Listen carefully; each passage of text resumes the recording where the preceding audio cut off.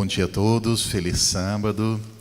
Espero que todos estejam bem aqui com a graça de Deus.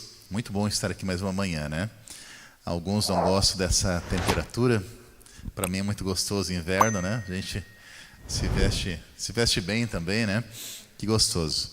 Mas sempre orando por todo mundo aqui. Eu espero que se alguém esteja passando por algum momento assim de tribulação, de dificuldade, quer seja por algum problema de saúde ou uma outra coisa, que ao vir à igreja nessa manhã ou ao nos assistir em casa, que se sinta confortado pelos braços de Cristo Jesus, que se sinta bem.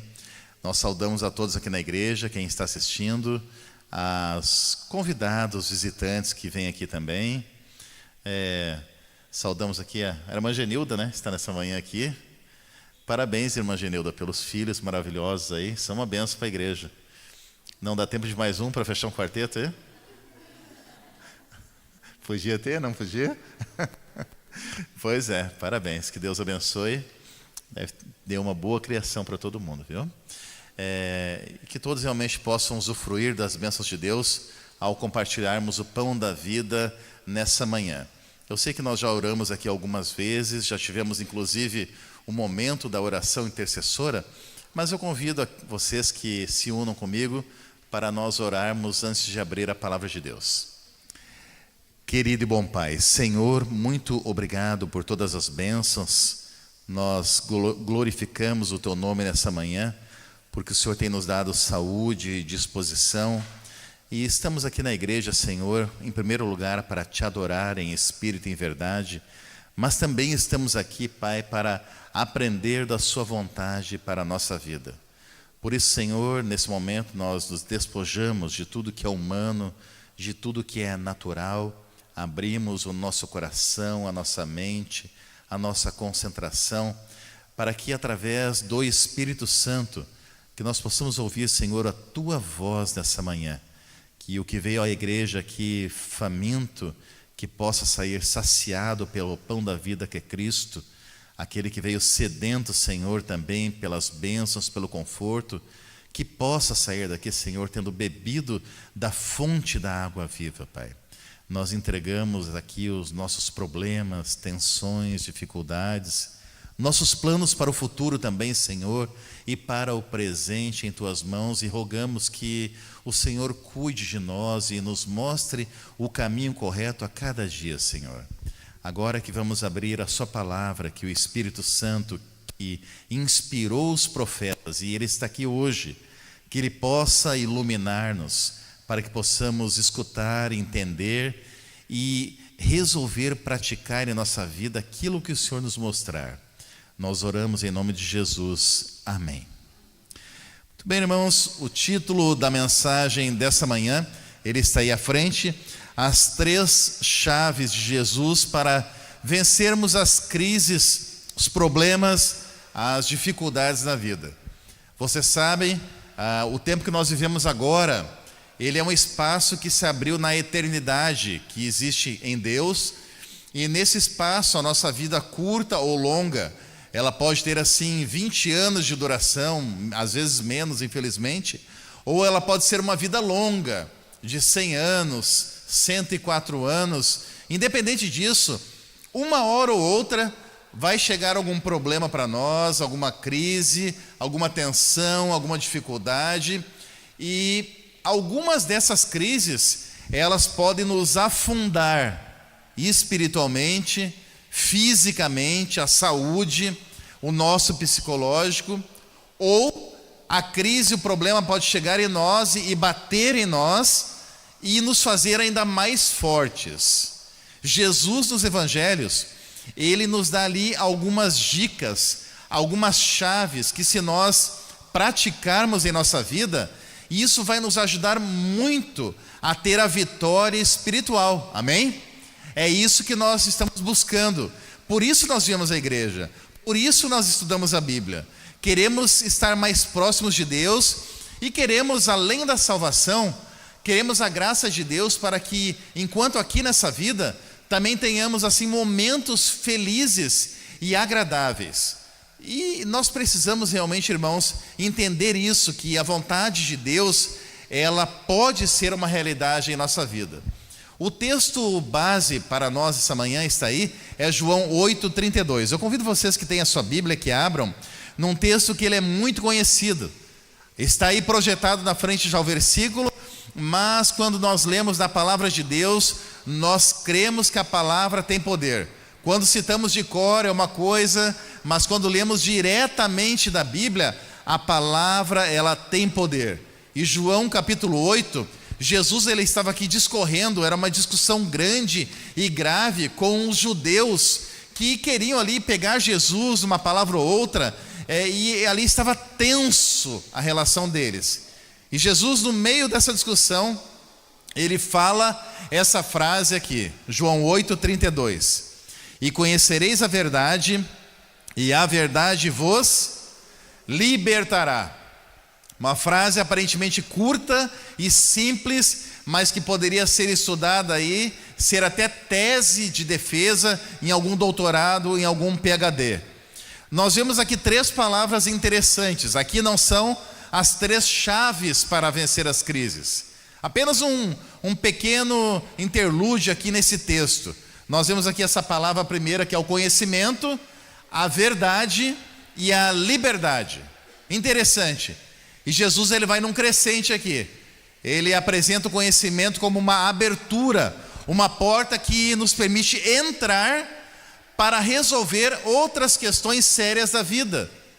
Mas o conhecimento, segundo Cristo, aqui o segundo aspecto, ele é obrigatório a passar pela verdade.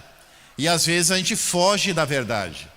Eu lembro que uma vez, dando também uma assistência pastoral para uma pessoa, um homem que eu recebi no apartamento, onde eu morava, era pastor em Santa Catarina, e ele falou de diversos problemas que ele estava enfrentando. Muitas coisas assim. E a gente ia conversando e voltava ali, uma hora, eu parei e perguntei, mas qual é que é o problema principal? Qual é que é a raiz de tudo isso aí? Parece que é uma consequência de um problema nevrálgico central ali. E ele não esperava por isso, ele parou e chorou e falou, realmente tem outro problema, que é a pornografia.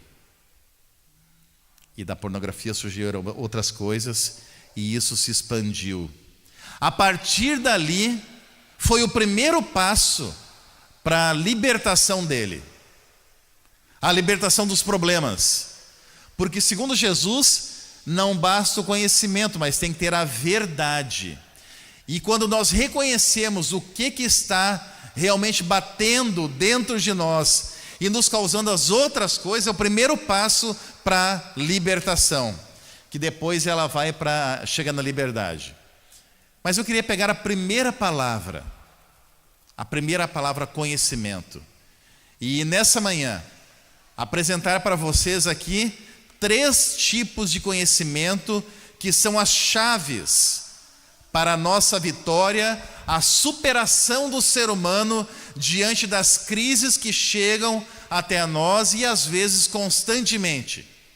Hoje, uma crise sanitária que realmente está balançando o mundo, mas nós temos crises também menores que chegam até a nossa vida e dentro da nossa casa.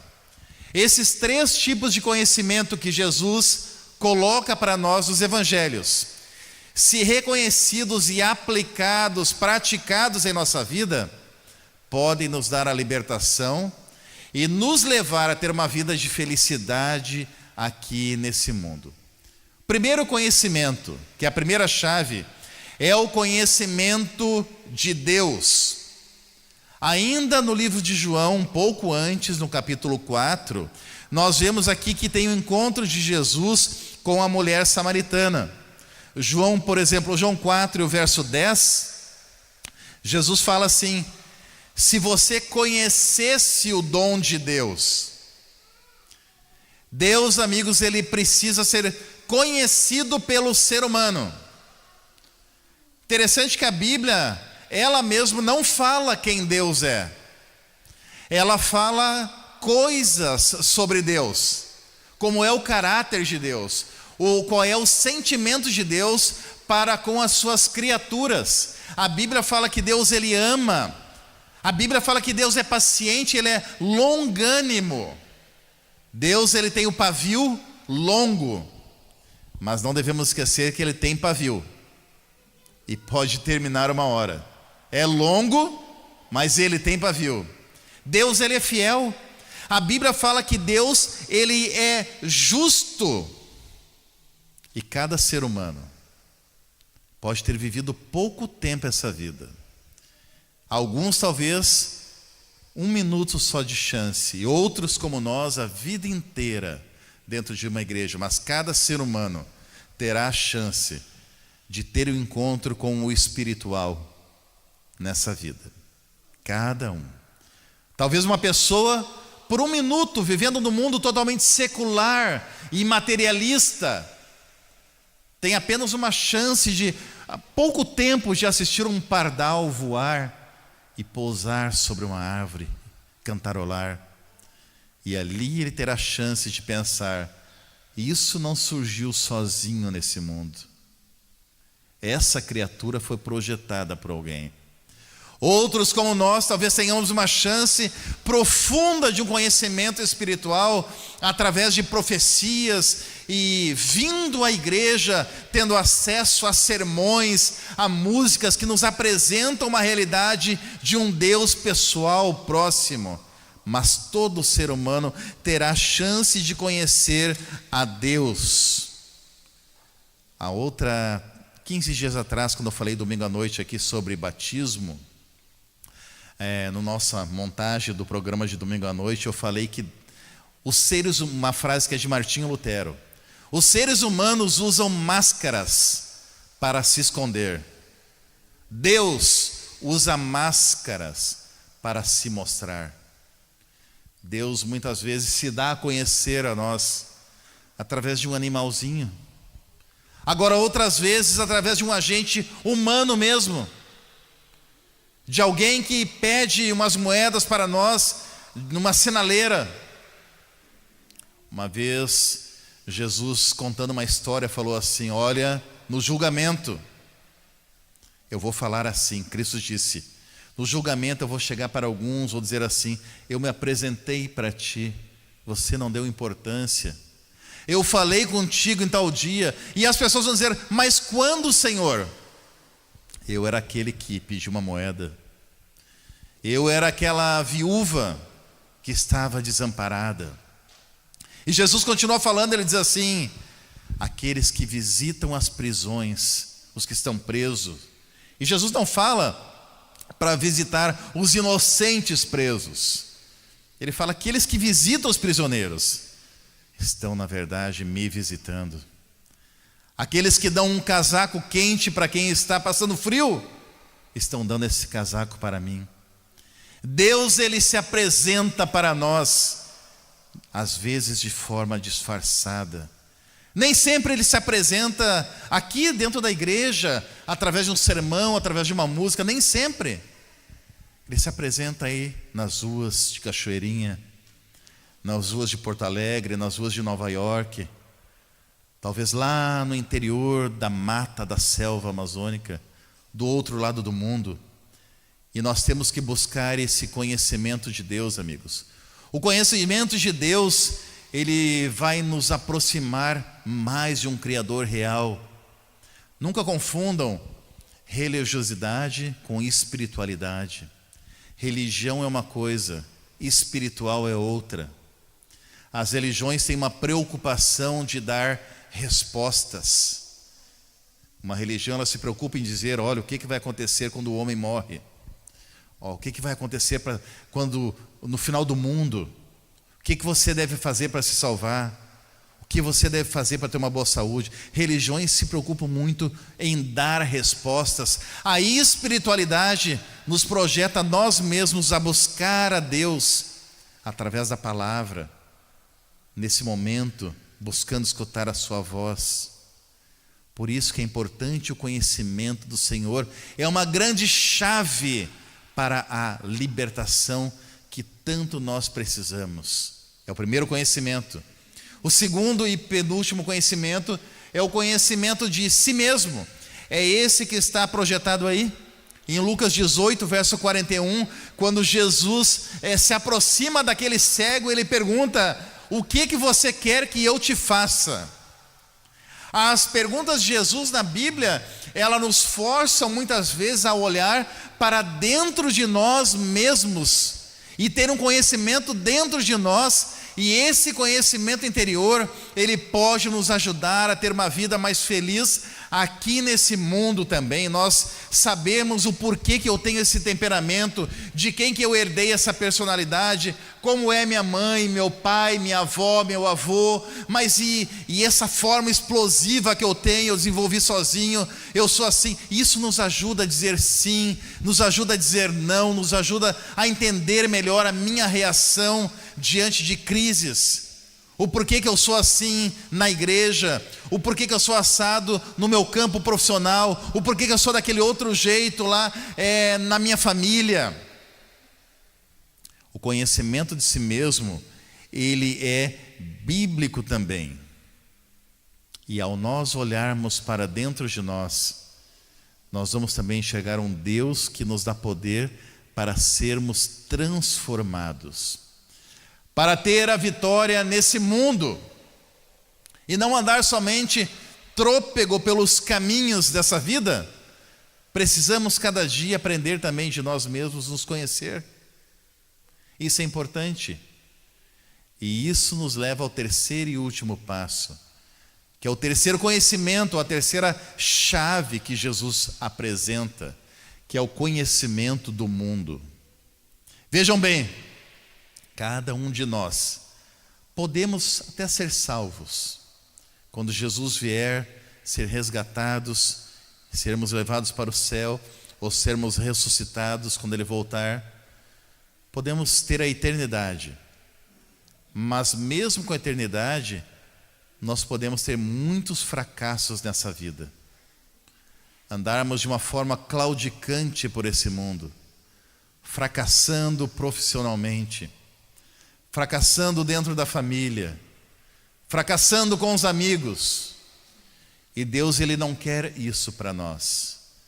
Por isso que o mundo tem as suas próprias regras, o mundo tem as suas próprias leis, e por melhores cristãos que nós sejamos ou venhamos a ser, se não seguirmos e aplicarmos as regras do mundo, vamos ter grandes problemas.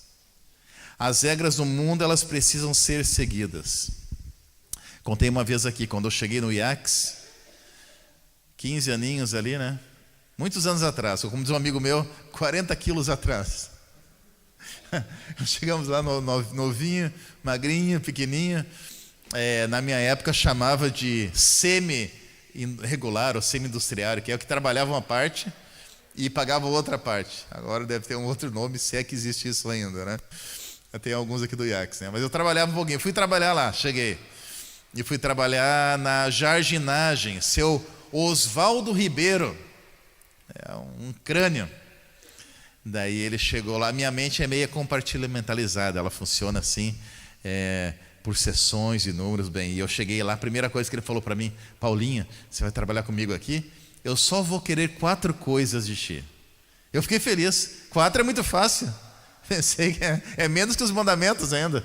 4 é tranquilo, eu vou tirar de lista assim, olha: qualidade, quantidade, pontualidade e respeito. Pensei, nossa, falou tudo aqui, não sobrou nada, tudo. Leis do mundo. Qualidade, o que diz a Bíblia? Tudo aquilo que tiver a mão para fazer, faça conforme as tuas forças. Se você vier falar 5 minutos aqui na frente da igreja, prepare como se fosse falar para o presidente da República, mais ainda, o melhor possível. Se for para lavar um prato em casa, lavar o melhor possível. Se for para fazer uma coisa na empresa que você trabalha, mínima, o melhor possível. Qualidade. Quantidade é bíblico. Produzir, trabalhar, horas, dedicar horas aos filhos. Pontualidade. O tempo vale mais do que dinheiro, porque dinheiro se recupera, o tempo não. sempre ser pontual, não muito antes, porque muito antes é também tão ruim quanto atrasado. Sempre 5, 7 minutos antes do seu compromisso, se apresentar como respeito a quem você tem esse compromisso, respeita a outra pessoa, o tempo dela. Você fez a sua oração aí, em pensamento? A vontade de Deus é que todos nós tenhamos uma vida também feliz nesse mundo. Deus abençoe a todos, vamos orar. Querido Senhor, obrigado, Pai, por essa mensagem, porque nós ouvimos e aceitamos, nos colocamos em pé, e pela fé, Senhor, cremos que o Senhor nos alcançou nessa manhã. Queremos sair daqui, Senhor, da igreja perdoados, cheios do Espírito Santo e também com sabedoria para ter uma vida plena, eficaz e feliz nesse mundo até que Jesus volte, Senhor. E se por acaso a surpresa bater à nossa porta, a crise chegar à nossa vida, que o Senhor nos ajude, Senhor, conforme escutamos a Tua palavra nessa manhã, a sermos sábios para contornar situações, aceitá-las se for da Tua vontade, mas acima de tudo, Senhor, manter a nossa fé firme e bem fundamentada em Tua palavra, Pai. Aceite agora o nosso coração.